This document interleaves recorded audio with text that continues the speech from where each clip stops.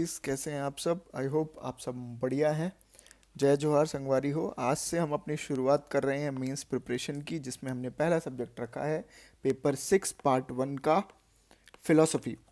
ये एक mini lecture series होगी जिसमें हम कवर करेंगे सारा का सारा सिलेबस टू द पॉइंट। अगर हम बात करें, ये सारा का सारा लेक्चर आप एक बार देखिए एंड आपके सब्जेक्ट की तैयारी एकदम कंप्लीट हो जाएगी। एंड आई बिलीव आप लोगों को इन लेक्चर्स के अलावा किसी और भी चीज़ को रेफ़र करने की ज़रूरत नहीं पड़ेगी। इन लेक्चर सीरीज़ के लिए हमने कई सारे सोर्सेज को भी यूज़ किया है। एंड आज का जो हमारा लेक्चर रहेगा ये कॉन्सेंट्रेट करेगा मीनिंग एंड नेचर, जो कि सबसे पहला पॉइंट है सिलेबस का। देन ये बात करेगा branches of philosophy, classification of Indian philosophy and method of Indian philosophy. ये तीनों के तीनों सिलेबस में दिए नहीं है, मगर ये तीन के तीनों कहीं ना कहीं आपके लिए एक फाउंडेशन का काम करेंगे इस सब्जेक्ट में। शुरुआत करते हैं दोस्तों मीनिंग से। अगर हम मीनिंग की बात करें तो फिलोसफी एक ग्रीक वर्ड है।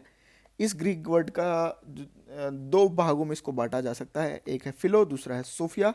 फिलो का मतलब होता है लव, सोफिया का मतलब होता है विजडम, नॉलेज। तो कहीं ना कहीं अगर हम फिलोसफी को देखें तो इसका मतलब होगा लव ऑफ विजडम। अब इसका मतलब क्या है, देखिए बहुत सिंपल है। मैन क्या है, एक रेशनल एनिमल है। मतलब उसे हर एक चीज़ों में वॉट से ज़्यादा फर्क पड़ता है वाई पे। उसका फोकस किस पे होता है, वाई पे। कहीं ना कहीं वाई की जो खोज है, कोई भी चीज़ क्यों हो रही है, इसको जानने की जो जिज्ञासा है, उसको मदद करने के लिए जो सबसे इम्पॉर्टेंट ब्रांच है वो है फिलॉसफी।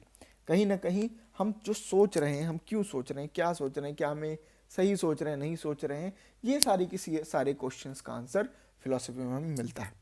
एंड फिलॉसफी की अपनी बहुत सारी ब्रांचेज हैं, जैसे आपने सुना होगा metaphysics, epistemology, logic, aesthetics, ethics and political philosophy.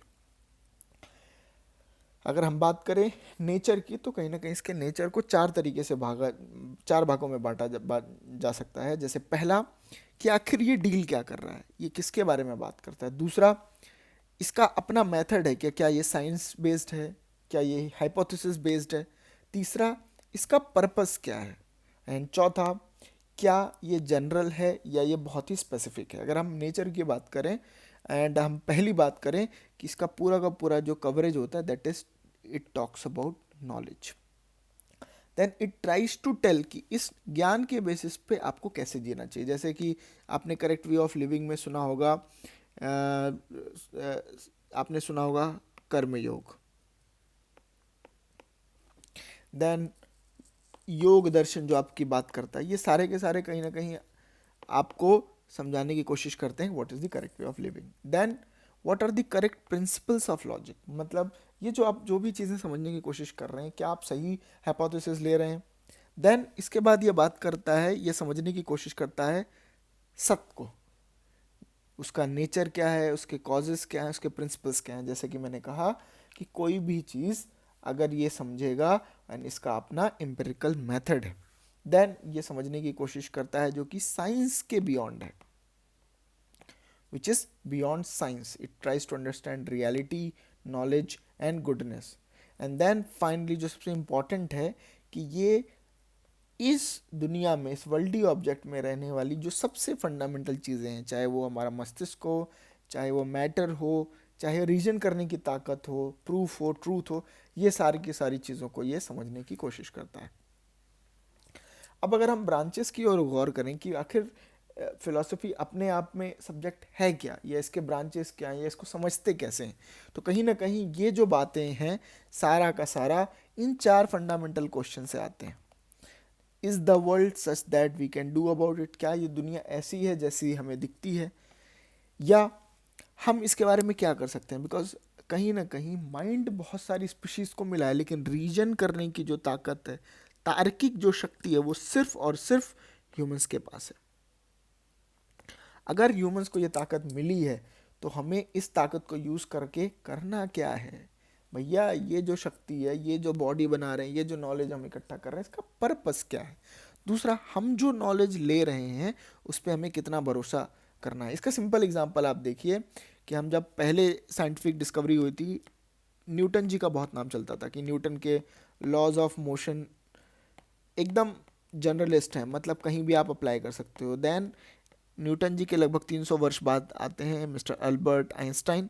And Albert Einstein जो फिजिक्स लेके आते हैं वो उसमें न्यूटन के लॉ अप्लाई नहीं होते, जिसे हम कहते हैं नॉन न्यूटोनियन फिजिक्स। तो कहीं ना कहीं हर अपने ज्ञान की, नॉलेज की एक सीमा है। तो अल्टीमेटली हमें कितनी सीमा तक इसको समझना है, कितना इसको लेके चलना है। अगर हम ब्रांचेस की बात करें तो सारी की सारी फिलोसफी दोस्तों सिर्फ 3 पार्ट्स में टिकी है। पहली है एपिस्टेमोलॉजी, जिसको हम कहते हैं ज्ञान मीमांसा।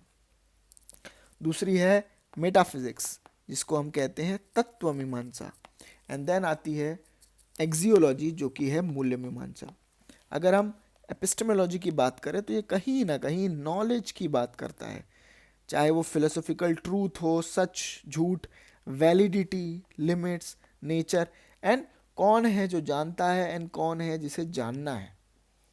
ये सारी की सारी बेसिकली अगर आप सिंपल समझ लो, नॉलेज शब्द आने के पीछे ही ज्ञान है, और ज्ञान का मतलब है एपिस्टेमोलॉजी।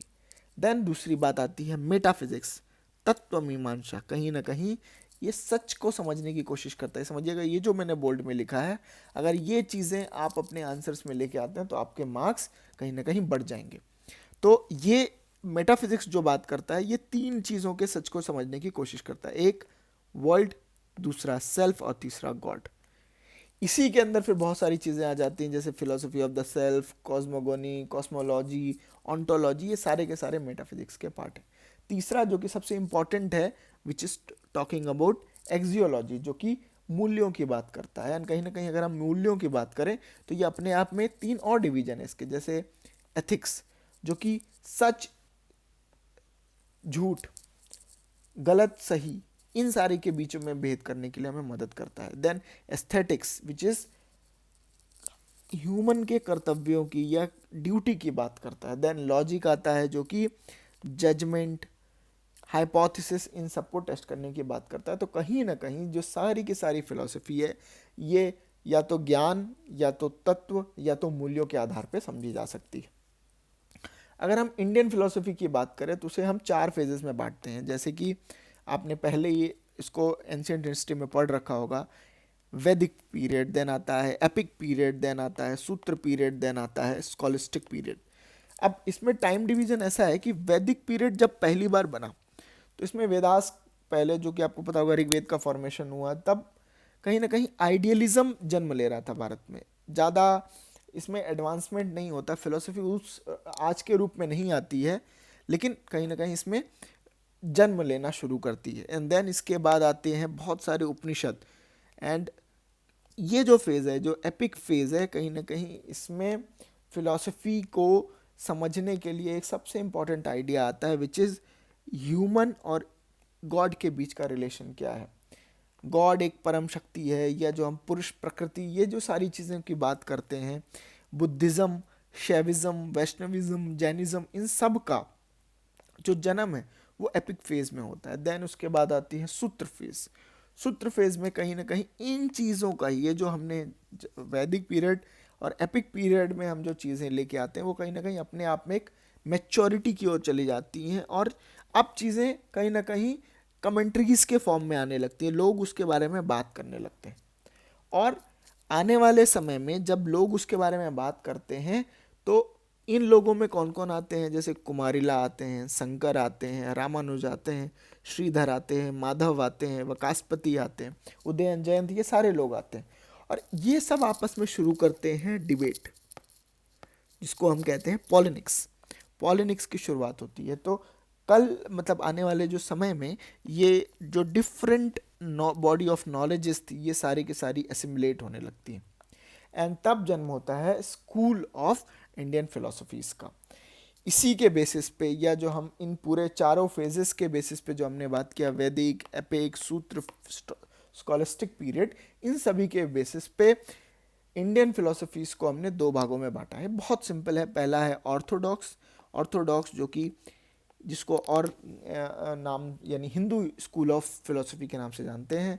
एंड देन दूसरा आता है हेटेरोडॉक्स, या non Hindu school of philosophy के नाम से जानते हैं। इनका जो सबसे बेसिक इनके बीच जो डिफरेंस है वो है कि ये वेदा को प्राइम सोर्स ऑफ नॉलेज मानते हैं, जबकि जो नॉन हिंदू हैं ये वेदा की अथॉरिटीज़ को एक्सेप्ट नहीं करते।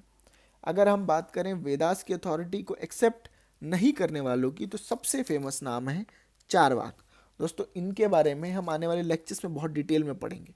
ये बेसिकली ये बात करते हैं आज का मजा ही सर्वोपरि है, यानी हम जो मज़े आज लेंगे वही हमारे लिए जीवन है, वही हमारे लिए सब कुछ है। देन बुद्धिज़्म में बात करते हैं कि मतलब इनके लिए गॉड उतने ज़्यादा इंपॉर्टेंट नहीं है। जैनिज़्म फोकस करते हैं सिर्फ ज्ञान पे, एंड ये जो नॉलेज है ये वेदास द्वारा दिए गए नॉलेज से डिफरेंट है, जिनके बारे में हम आने वाले लेक्चर्स में बात करेंगे। तो ये जो तीन हो गए हेट्रोडॉक्स, जो कि non Hindu school of philosophies में आते हैं। देन उसके बाद बात आती है हिंदू स्कूल ऑफ फिलोसफी, जिसमें सबसे पहला आता है सांख्य। सांख्य हमेशा याद रखिएगा कि ये इंडियन स्कूल ऑफ फिलोसफीज का सबसे ओल्डेस्ट फॉर्म है, जिसमें पुरुष और प्रकृति, ये जो मतलब संसार और माया, इनके बीच के कनेक्शन को बात करता है। देन आता है योग फिलोसफी, जिसमें आपने सुना होगा पतंजलि जी ने इनको प्रतिपादित किया था, जो सांख्य को तो मानते हैं लेकिन ये इसके साथ 25 एलिमेंट और ऐड करते हैं रियलिटी के। एंड देन ये बात करते हैं अष्टांग योग की, या आपने पढ़ा होगा यम नियम आसन, जो कि सारी की सारी चीज़ें हम योगा में पढ़ते हैं। देन आता है न्याय। न्याय एक नया मतलब बेसिकली न्याय कहीं ना कहीं वैलिड नॉलेज, हम लोग अभी तक बात करते हैं नॉलेज नॉलेज नॉलेज, लेकिन यहाँ बात कर रहे हैं वैलिड नॉलेज। नॉलेज को वैलिडेट करने की ये बात करते हैं सेल्वेशन को प्राप्त करने के लिए। सेल्वेशन हमारा अल्टीमेट रियलिटी है। तो ये वैलिड नॉलेज को प्राप्त करने के लिए 4 तरीका बताते हैं, जो कि हमने यहाँ लिख रखा है, PICT, perception, inference, comparison and testimony. अगर कोई भी चीज़, कोई भी तथ्य इन 4 फिल्टर्स को अगर पार करता है, वो कहीं ना कहीं न्याय फिलोसफी के हिसाब से वैलिड नॉलेज के क्राइटेरिया को पार करेगा। देन आता है वैशेषिक। वैशेषिक एक बहुत ही अलग फिलोसफी है, हमारे भारतीय फिलोसफी की इकलौती फिलोसफी है जो कि एटोमिस्ट है, परमाणुवाद पे बात करती है कि ये दुनिया छोटे छोटे मैटर से मिलकर बनी है। देन आता है पूर्व मीमांसा।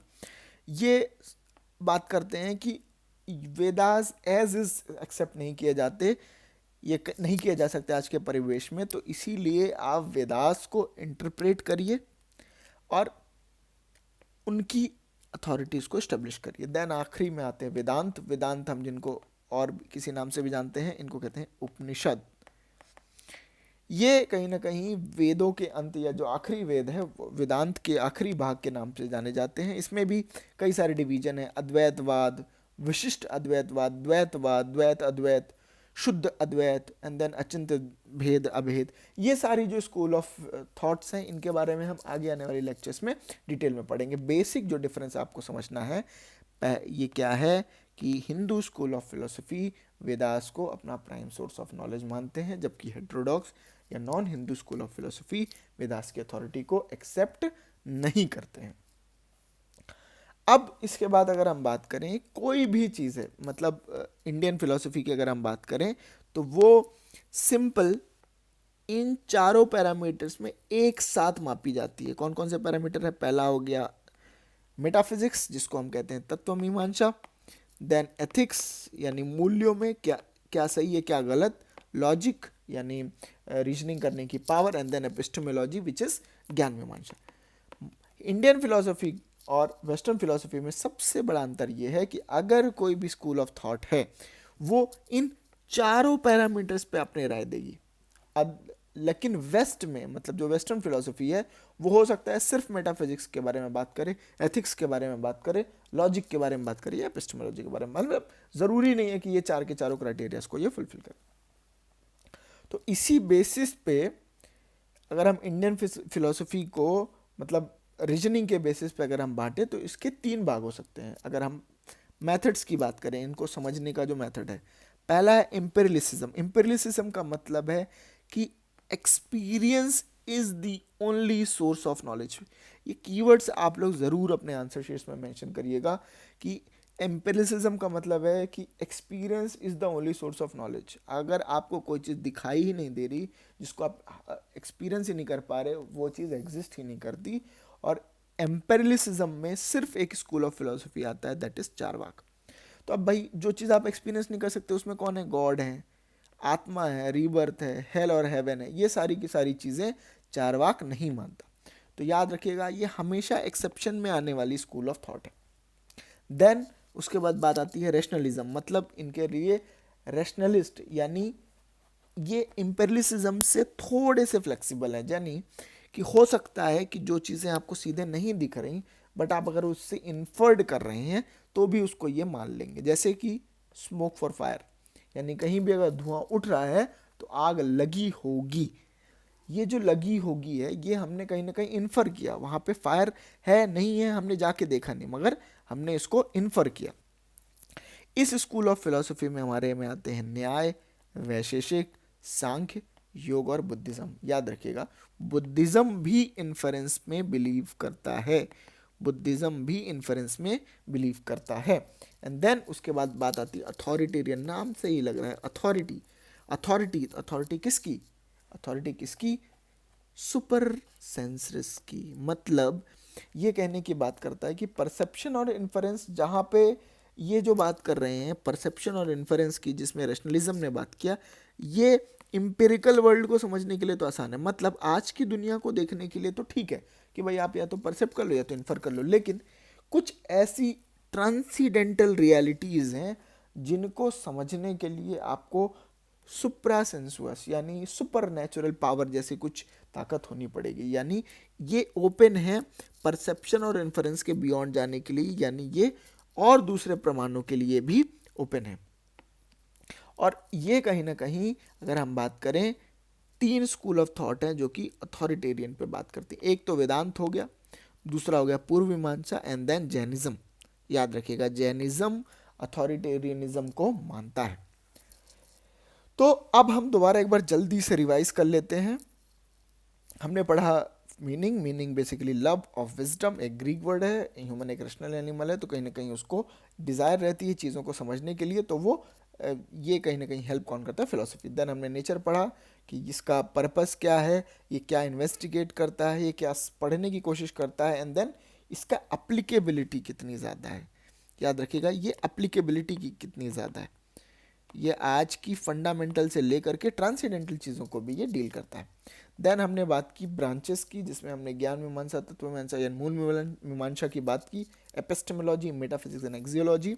एंड देन हमने फेजेस को समझा, कैसे चीज़ें इवॉल्व हुई। वैदिक पीरियड जब आइडियलिज्म जन्म ले रहा था, एपिक पीरियड जब ये मैच्योर वाले फेज में आया, एंड सबसे important idea of relation between God and man जब वहाँ पे जन्म लेते हैं। देन उसके बाद आता है सूत्र पीरियड, जहाँ पे ये चीज़ें आगे चल के कमेंट्रीज में कन्वर्ट होती हैं, एंड क्रिटिकल एनालिसिस शुरू होता है ह्यूमन माइंड और उसकी एबिलिटी का फिलोसॉफिकल चैलेंजेस को समझने के लिए। एंड देन उसी समय पे स्कॉलर्स डेवलप होते हैं, जिसमें हमने कई सारे नाम देखे। एंड देन कैसे इनके डिबेट करने की वजह से कई सारे सिरे से खारिज हो जानी है, रिड्यूस हो जाता है। फिर हमने क्लासिफिकेशन देखा ऑर्थोडॉक्स और हेट्रोडॉक्स स्कूल ऑफ थॉट का। हमने 6 Hindu school of thought and then 3 non Hindu school of thought को हमने समझा। देन हमने बात किया क्लासिफिकेशन का, जिसमें हमने इम्पेरियलिज्म, रैशनलिज्म और अथॉरिटेरिज्म को समझा। इसके बाद सबसे इंपॉर्टेंट आता है, जो कि आने वाले लेक्चर्स में हमारे लिए काफ़ी इंपॉर्टेंट रहेगा, कि कैसे इंडियन फिलोसफीज़ को पढ़ना है। जैसे सिंपल है, मान लीजिए आपके पास 9 स्कूल हैं, जिसमें हमने पढ़े 6 और 3, तो 6 में हम इन्हीं चेकलिस्ट को बनाएंगे। मतलब आपको अगर कोई भी स्कूल ऑफ थॉट पढ़ना है, आप एक चेकलिस्ट बनाइए। जैसे reality of world, reality of the self, मतलब वो रियलिटी ऑफ द वर्ल्ड के बारे में क्या बोल रहा है। देन आप समझेंगे रियलिटी ऑफ द सेल्फ के बारे में क्या बोल रहा है, लॉ ऑफ कर्मा के बारे में, ट्रांस माइग्रेशन के बारे में।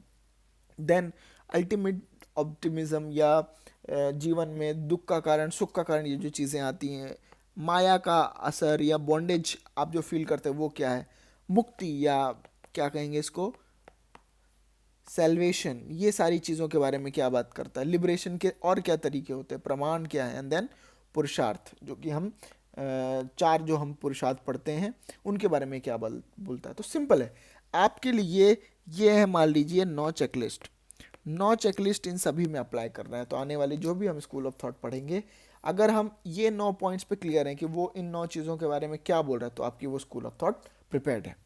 तो इसी के साथ हमारा फर्स्ट फेज ऑफ लेक्चर आज कंप्लीट हो रहा है एंड आई बिलीव आपको ये लेक्चर सीरीज पसंद आई होगी। आने वाले लेक्चर सीरीज में हम बात करेंगे difference between Indian and western philosophies. Thank you everyone, आप सभी अभी तक देख रहे हैं। आई थैंक यू ऑल।